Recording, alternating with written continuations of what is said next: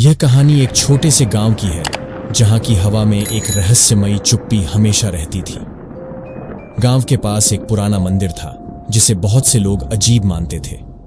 लोगों का मानना था कि उस मंदिर में एक सुंदर स्त्री का भूत रहता है।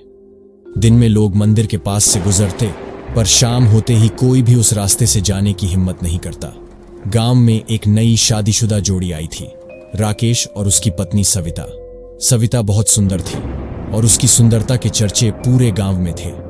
एक दिन सविता ने सुना कि मंदिर के पास एक सुंदर स्त्री का भूत घूमता है जो रात को अकेले रास्ते पर चलने वालों को अपनी ओर आकर्षित करता है।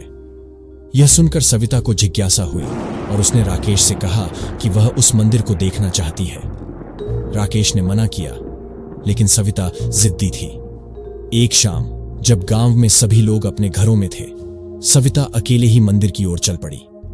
वह जैसे ही मंदिर के पास पहुंची, हवा अचानक ठंडी हो गई। मंदिर के आसपास का माहौल बदलने लगा और उसे महसूस हुआ कि कोई उसके पीछे चल रहा है। सविता ने जब पीछे मुड़कर देखा तो उसकी आंखें चौड़ी रह गईं। वहां एक सुंदर स्त्री खड़ी थी। उसकी आंखों में गहरा दर्द और उदासी थी।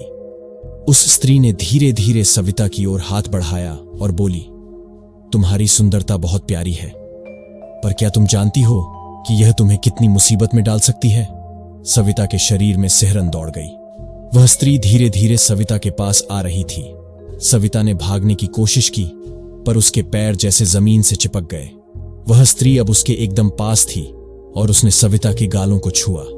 एक ठंडक सविता के पूरे शरीर में फैल गई। अचानक राकेश वहां पहुंच गया और सविता को उस भूतिया स्त्री से दूर खींच लिया।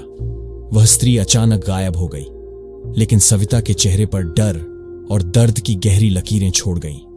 वह दिन के बाद सविता कभी ठीक नहीं हो पाई और उसकी सुंदरता धीरे धीरे मुरझा गई।